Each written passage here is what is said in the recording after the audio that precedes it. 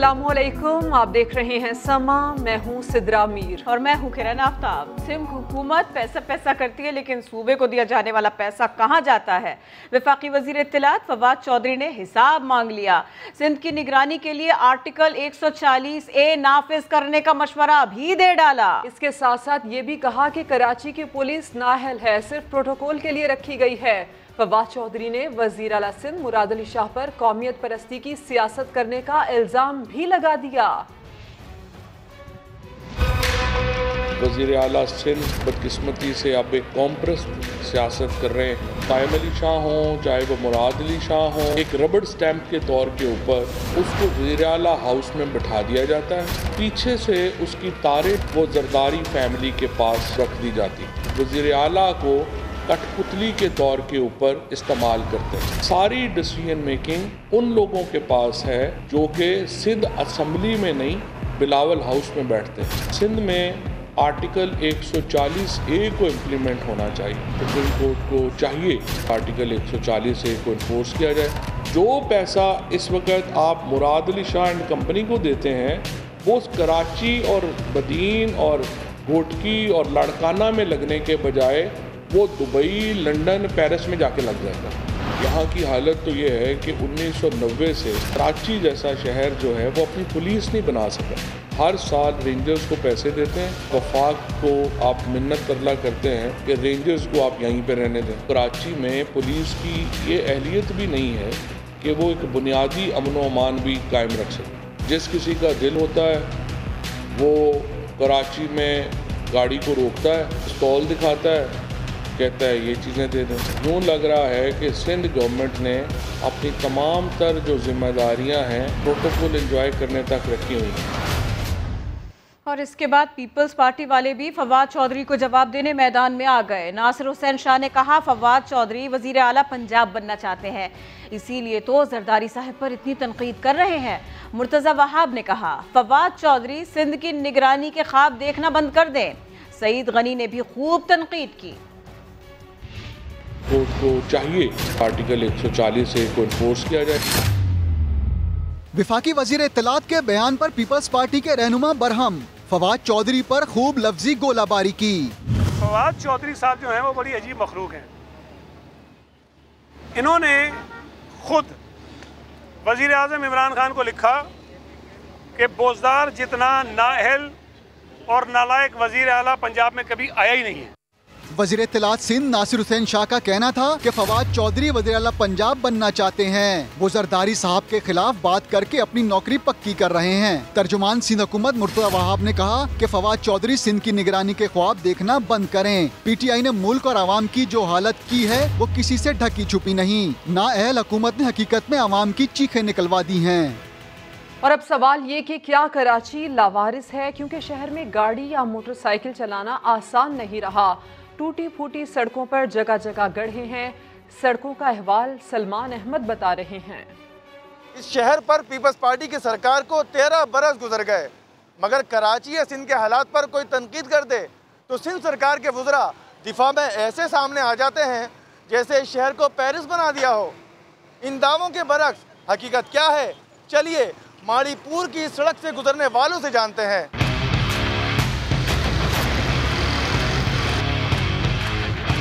Peoples party ने बचपन से हमें सिर्फ और सिर्फ दावे दिए, काम कुछ नहीं करके दिखाया है।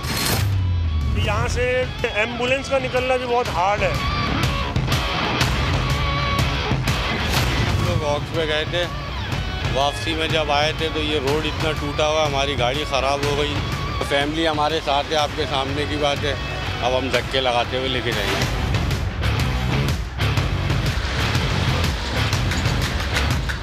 आगे सनत एरिया है, सही है। ये काफ़ी साल हो गए रोड ऐसे ही पड़ा हुआ है। बड़े बड़े ट्रक आते हैं, बड़े बड़े लोग आते हैं। हमारी बाइक ऐसी तबाह हो गई हैं गड्ढों में, इसमें उसमें।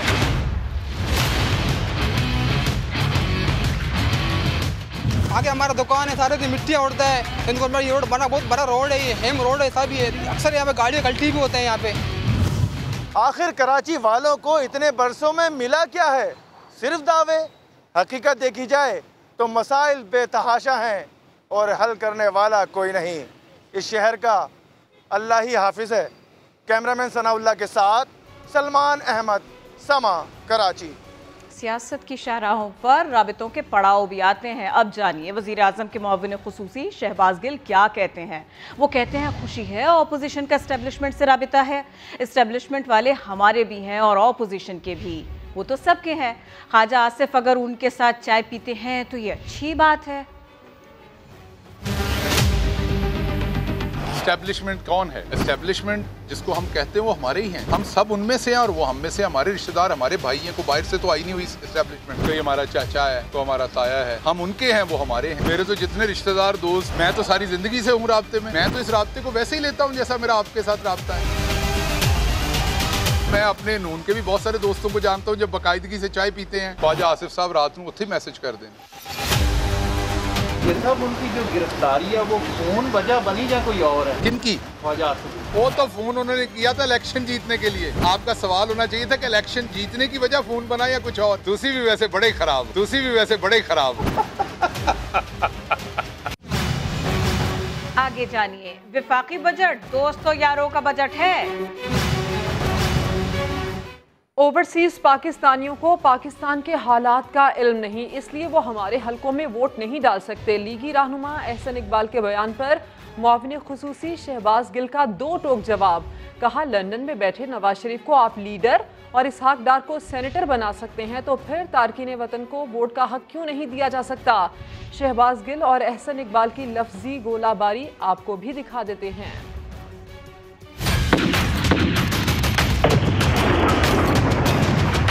एक शख्स जो पेरिस में रह रहा है उसको नारोवाल के हलके के मसाइल का क्या पता है? तो यही तो हम कह रहे हैं कि लंदन में बैठा मफरूर नवाज शरीफ ये बात क्या जाने।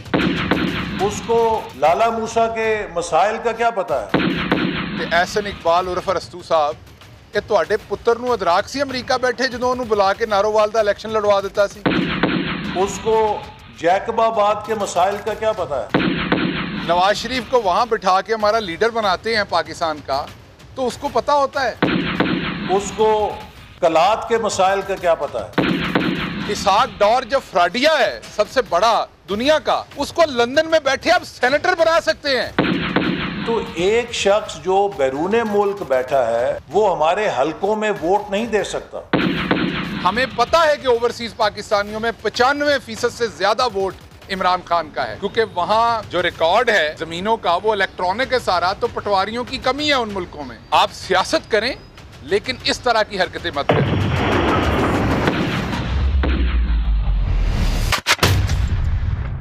गोलाबारी तो बजट के मामले पर भी जारी है। साबिक वज़ीर आज़म शाहिद खाकान अब्बासी ने वफाकी बजट को ATM बजट करार दिया। न्यूज़ कॉन्फ्रेंस में बोले कि नंबरों की हेरा फेरी से हुकूमत अवाम को नहीं बल्कि अपने आप को धोखा दे रही है। लीगी रहनुमा ने गारंटी दी कि अगले साल शौकत तरीन वजीर खजाना नहीं होंगे। ये दोस्तों यारों का बजट है, ये ATM बजट है। हम जो टैक्स दे रहे हैं उस पर टैक्स नहीं लगाएंगे। 383 अरब के नए टैक्सेस हैं जिसमें से 265 इनडायरेक्ट टैक्सेशन से हासिल किए जाएंगे। बोझ गरीब आवाम बर्दाश्त करेंगे। गरीब के साथ हमने पॉलिटिक्स नहीं करनी। मुल्क का पहला वजीर खजाना है जो कहता है कि हमें इनडायरेक्ट टैक्सेशन करनी चाहिए, डायरेक्ट टैक्सेशन नहीं करनी चाहिए। पूरा बजट इस बुनियाद पे बनाया है। नंबरों की हेरा फेरी से आप मुल्क के आवाम को धोखा नहीं दे रहे, आप अपने आप को धोखा दे रहे हैं। ग्रोथ तो होगी, तो आप घबराएं नहीं इस पे। झूठ बोलने में कोई शर्म नहीं और फर्क कोई नहीं पड़ता, क्योंकि अगली दफा वजीर खजाना होगा, चौथा है 5वां आ जाएगा। अगले साल मैं आपको गारंटी करता हूँ नया वजीर खजाना होगा। यही वजीर खजाना 2 महीने पहले टेलीविजन पर कह चुके हैं कि इस हुकूमत ने मुल्क की मईशत की तबाही फेर दी। ये पहली और आखिरी सच्ची बात उन्होंने की। जब नौकरी मिल गई फिर कहते पिछली हुकूमतें कर गई। कौन से शौकत तरीन साहब पे यकीन करें? खान साहब कहते ना घबराना नहीं आपने कीमतों को कम करने का कोई निजाम बनाया है? इसका जवाब वो सवाल है अब पहले आदमी है जिन्होंने मिफ्ता कहा और मुफ्ता नहीं कहा। अपोजिशन की तनकीद, लेकिन गवर्नर पंजाब चौधरी सरवर मुतमईन है। कहते हैं पिछले 2 बजट मुश्किल तरीन थे, जब वो मंजूर हो गए तो अवाम बजट दोस्तों आसानी से मंजूर हो जाएगा। सब अपोजिशन को हमने बजट में कोई चीज दिखाई नहीं दे रही। एक नक्स जो है, एक भी कमजोरी वो बजट में नहीं निकाल सके। हर बजट में अपोजिशन यही कहती है कि बजट मंजूर नहीं देंगे, लेकिन जो पिछले हमारे 2 बजट थे वो मुश्किल तरीन हालात में मुश्किल तरीन बजट थे। तो ये बजट तो आवाम का बजट है, गरीबों का बजट है, पाकिस्तान के 22 करोड़ आवाम का बजट है, ये मजदूरों का बजट है, ये बिजनेस कम्युनिटी का बजट है। कोई नया टैक्स नहीं लगाया गया, रुकावटें पैदा करके ये तो अवाम दुश्मनी करेंगे। मुआशी माहिरीन जो हैं इस बात को तस्लीम कर रहे हैं कि इन मुश्किल हालात में इससे बेहतर बजट हुकूमत पेश नहीं कर सकती। बजट पहले भी पास होते रहे हैं और ये बजट भी इंशाअल्लाह आसानी से पास हो जाएगा। बहरहाल अभी तनकीद हो रही है और खूब हो रही है। ऐसी कोई चीज़ नहीं जिस पर हुकूमत ने टैक्स ना लगाया हो। इमरान खान के अवाम दुश्मन मुआशी इक़दामात को बेनकाब करते रहेंगे। बिलावल भुट्टो जरदारी ने एक बार फिर हुकूमत को ललकार दिया। कायद के बाद जियाला मैदान में आया। सलीम मांडवी वाला ने कहा कि नए बजट में अरबों रुपए के बिलवास्ता टैक्स लगा दिए गए। आने वाले दिनों में पेट्रोल पर 20 रुपए फी लीटर तक इजाफे का खदशा उन्होंने जाहिर किया। वफाकी बजट पर तनकीद का सिलसिला जारी। बिलावल भुट्टो कहते हैं हुकूमत अवामी रद्द अमल से डरी हुई है। फोन कॉल, SMS और इंटरनेट पर टैक्स लगाकर अगले दिन वापस लेना हुकूमती बौखलाहट का सबूत है। एक बयान में बिलावल भुट्टो ने बजट में 425 अरब रुपए से जायद के टैक्स लगाने को जुल्म करार देते हुए कहा कि हुकूमत ने कोई ऐसी चीज नहीं छोड़ी है जिस पर टैक्स न लगाया गया हो। पीपल्स पार्टी के सेनेटर सलीम मांडवी वाला ने प्रेस कॉन्फ्रेंस में बड़ा दावा भी कर दिया। नए टैक्सेस पे गवर्नमेंट कहती है कि जी हमने कोई टैक्स इंपोज नहीं किया। उधर तो ये नजर आ रहा है कि 727 बिलियन नए इनडायरेक्ट टैक्सेस इंपोज हुए। पीपी रहनुमाओं ने पेट्रोलियम मसनूआत की कीमतों में इजाफे का खदशा भी जाहिर किया है। इमीडिएटली पेट्रोलियम लेवी बढ़ा दी जाएगी। इसका मतलब ये है कि आप 20 रुपए लीटर के लिए तैयार हो जाएं इंक्रीज के लिए। इस हफ्ते या मैक्सिमम नेक्स्ट हफ्ते ये इंक्रीज आ जाएगी। ये तो सबसे पहला टीका लगेगा आवाम को। पीपल्स पार्टी रहनुमाओं का कहना है कि वो इमरान खान के अवाम दुश्मन मुआशी इक़दामात को बेनकाब करते रहेंगे। ऑपोजिशन एहतजाज करती रह जाएगी और बजट पास हो जाएगा। ऑपोजिशन को दिलचस्पी होती तो वो बजट तकरीर सुनती और अपनी तजावीज़ देती, लेकिन ऐसा हुआ नहीं। वज़ीर मुमलिकत फारूक हबीब ने बिलावल भुट्टो और शहबाज शरीफ को रॉन्ग नंबर करार दे दिया। उन्होंने कहा कि ऑपोजिशन की हुकूमत आएगी लेकिन जेल में। फारूक हबीब ने मरियम नवाज की खामोशी की वजह भी बता दी। शहबाज शरीफ और बिलावल खुद रॉन्ग नंबर है, बहरूपिये हैं और फ्राडिये हैं और ये कहते हैं हम बजट की मुखालफत करेंगे। इनको कैसे पता चला ये फिगर फज है? इन्होंने तो बजट तकरीर की एक लफ्ज नहीं सुना। स्टील, फर्टिलाइजर, पेपर, ये तमाम वो बड़े सेक्टर्स हैं जिनके अंदर ग्रोथ नजर आ रही है। अगर ग्रोथ किसी को नजर नहीं आ रही तो वो ऑपोजिशन को नजर नहीं आ रही। ग्रोथ किसी को नजर नहीं आ रही तो वो बिलावल और शहबाज को नजर नहीं आ रही। उनकी जो करप्शन की ग्रोथ है वो रुक गई, मनी लॉन्ड्रिंग की ग्रोथ जो है वो रुक गई है कि आपकी परेशानी में मजीद इजाफा हो। इन्होंने डे 1 से ये काम पकड़ा हुआ है तो ये बजट भी पास होगा, ये यूं ही एहतजाज करते रहेंगे। इन्होंने डिप्टी स्पीकर के ऊपर क्या अदम एतमाद लेकर आनी है? ऑपोजिशन तो खुद एक दूसरे के ऊपर अदम एतमाद लेकर आई है। उनकी हुकूमत जो है वो मुझे लगता है जेल में आने वाली। मरियम नवाज गायब है क्योंकि चचा ने पाँव पकड़ लिए हैं वो कहते हैं, और उन्होंने मजामत करनी है तो अभी तक फैसला नहीं हुआ कि किसने क्या करना है। महंगाई ने अब जितना ऊपर जाना था वो जा चुकी है, अब उसका नीचे आने का वक्त है। कराची वालों का पानी या माले मुफ्त, तफसील थोड़ी देर में। पंजाब में तहरीक इंसाफ की हुकूमत कल अपना तीसरा बजट पेश करेगी जिसका हजम 2600 अरब रुपए के लगभग होगा। इसके चीदा चीदा खदोखाल क्या है? मोहम्मद लुकमान रिपोर्ट कर रहे हैं। बुजदार सरकार पेश करेगी अपना तीसरा बजट। हजम होगा 2600 अरब रुपए के लगभग। वफाक से मिलेंगे 1690 अरब। तरक्याती बजट का हजम होगा 560 अरब रुपए। बजट में समाजी शोबे के लिए सबसे ज्यादा 37% रकम मुख्तस की गई है। जनूबी पंजाब के लिए 35% और इंफ्रास्ट्रक्चर डेवलपमेंट पर 26% रकम खर्च होगी। सूबाई मुलाजमी की तनख्वाहों और पेंशन में 10% इजाफे की तजवीज है। वजीर खजाना पंजाब हाशिम जवां वक्त कहते हैं कि वफाकी बजट की तरह पंजाब के बजट का हदफ भी मईशत की शरह नमू को बढ़ाना है। जिन तरजीहात पे वो पैसा खर्च किया जा रहा है, मुझे पूरी उम्मीद है कि वो भी आवाम की तवक्कुआत के मुताबिक हो। पंजाब हुकूमत ने अगले साल में सूबाई ज़राए से आमदनी का तखमीना 360 अरब रुपए लगाया है, जिसमें 260 अरब रुपए टैक्सों के जरिए आएंगे। ताहम कोई नया टैक्स नहीं लगाया जाएगा। पिछले साल 25 से ज्यादा सर्विसेज का रेट कम किया था, उसको भी जूं का तू बरकरार रखा जा रहा है। इस साल पंजाब का बजट सूबाई असम्बली की नई इमारत में पेश किया जाएगा, जिसकी तामीर पर 5 अरब रुपए से ज्यादा लागत आई है। कैमरा टीम के साथ मोहम्मद लुकमान, समा, लाहौर। अब आपको ये बता दें, कराची वालों का देरीना मुतालबा पूरा होने की राह हमवार हो गई। हुकूमत ने मरदमशुमारी के लिए बजट में 5 अरब रुपए मुख्तस कर दिए। काम अक्टूबर या नवंबर से शुरू होगा, तकमील 1.5 साल में होगी। नताइज का ऐलान 2023 में किया जाएगा। आइंदा आम इंतखाबात भी नई मरदमशुमारी की बुनियाद पर ही होंगे। नताइज का ऐलान इसका 2023 में किया जाएगा। नई हल्का बंदियाँ और आम इंतखाबात नई मरदमशुमारी के तहत ही होंगे।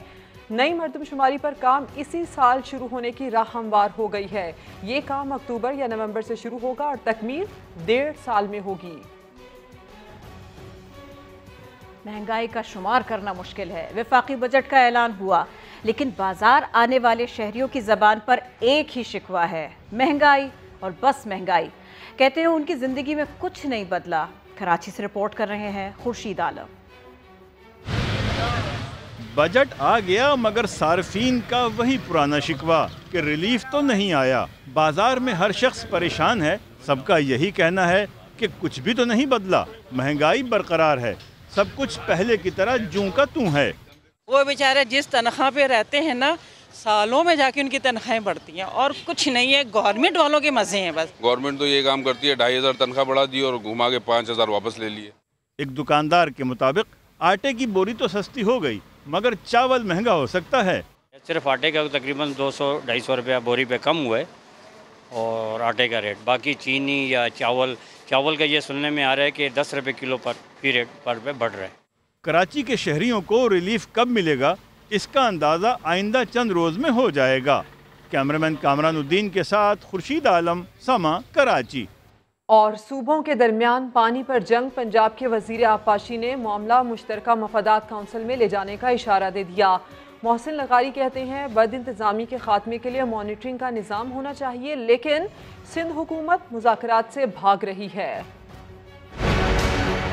पीपल्स पार्टी की लीडरशिप पे इस चीज़ पे हैरानी होती है। क्या उन्होंने ये फैसला कर लिया है कि हम पंजाब में बिल्कुल इंटरेस्टेड नहीं? इस साल हमारे पानी के निज़ाम के अंदर पानी कम आया पहले से और इसकी वजह से पंजाब और सिंध के दरमियान स्ट्रेन हो गए हमारे रिलेशनशिप। फैसला किया गया पानी की जो फ्लो है अहम मकामात पे उसको मॉनिटर किया जाएगा। पंजाब ने और वफाक ने अपनी टीमों का तयन कर दिया। सिंध गवर्नमेंट ने इस पे अपनी टीम देने से माजरत की। शिकायत भी आपकी, उदय भी आप, और जब उसको इन्वेस्टिगेट करना है तो तामुन भी आप नहीं करते। मिनिस्टर वाटर रिसोर्सेज की तरफ से टीम गई, गुड्डू वालों ने उनको भगा दिया, आने ही नहीं दिया। पंजाब के अंदर 8% पानी के लॉसेज हैं 2600 मील के हमारे निज़ाम के अंदर, तो सिंध के 600 मील के निज़ाम के अंदर 39% लॉसेज कैसे हो सकते हैं? काउंसिल ऑफ कॉमन इंटरेस्ट ही है ही इसीलिए बना हुआ। सूबों के दरमियान पानी तो इससे मुतासर होता है, तो इस इशू को रेज कर सकता है।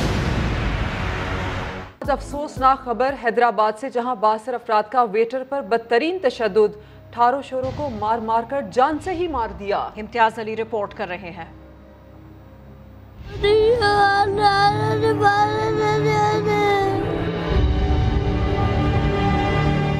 हैदराबाद के इलाके जामशोरों में नन्हे बच्चों के सर से बाप का साया छीन लिया गया।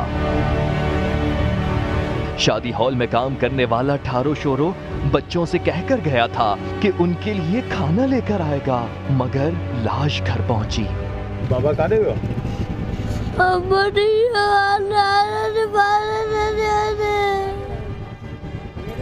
छाचे कल दे बाबा वो कम होते तो के छाचे हैं बाबा।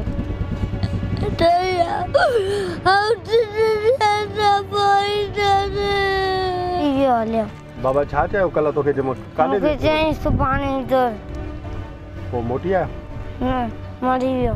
कजन के मुताबिक ठारो शोरो को शादी हॉल का वक्त खत्म होने के बाद कुर्सियां टेबल लगाने और खाना देने से इनकार पर बासर अफराद ने तशद्दुद करके कत्ल कर दिया। बचाने की कोशिश करने वालों को भी पिस्तौल दिखाकर जान से मारने की धमकियां दी गईं। ये उधर हाल पे जाता है तारीख पे कमाने के लिए, 250-300 इसको दिहाड़ी मिलती है। ये गरीब है, मजलूम है, मेरा कज़न है। इसको जो शाह महमूद शाह है टंडो फजल का, उसने बेदर्दी से कत्ल किया इसको। वाक़े का मुकदमा मकतूल के कज़न की मुद्दत में दर्ज कर लिया गया है। लवाहिकीन का मुतालिबा है कि मुल्ज़िमान को जल्द गिरफ्तार किया जाए। इम्तियाज़ अली, समा, हैदराबाद।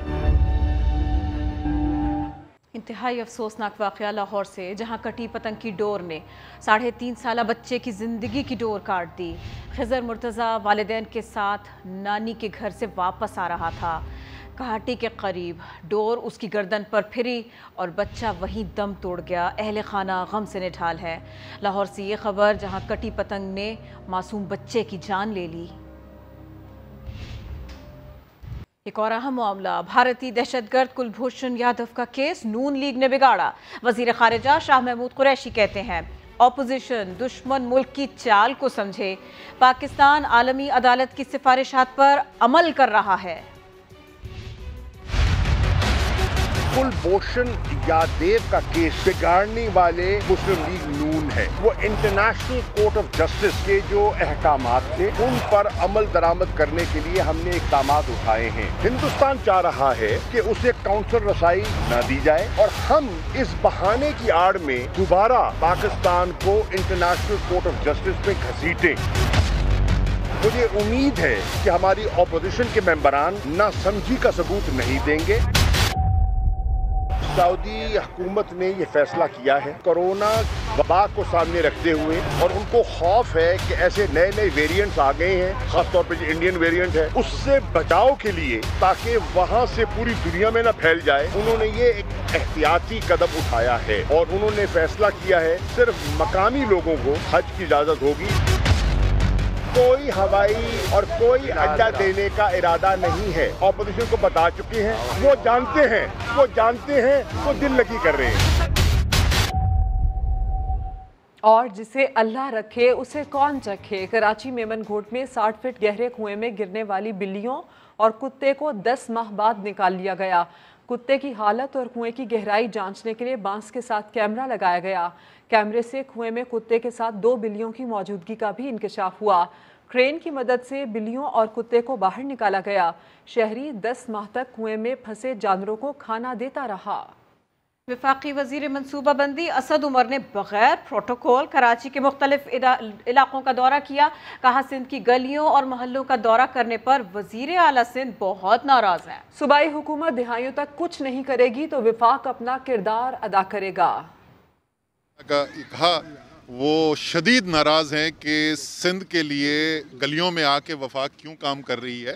ये उनकी बात दुरुस्त है कि वफाक का काम नहीं होता छोटी गलियां बनाना, लेकिन अगर सूबा 1 साल नहीं 2 साल नहीं दिहाइयों नज़रअंदाज करेगा तो कराची भी पाकिस्तान का हिस्सा है, सिंध भी पाकिस्तान का हिस्सा है। इलाके के लोगों से, अहलियान से पूछा था कि क्या हम काम कम बंद कर दें क्योंकि वज़ीर आला सिंध जो है नाराज़ हो रहे हैं। उन्होंने कहा जी बिल्कुल भी नहीं, आप और मज़ीद काम करें। हेडलाइंस होंगी ब्रेक के बाद। आप देखते रहिए समा।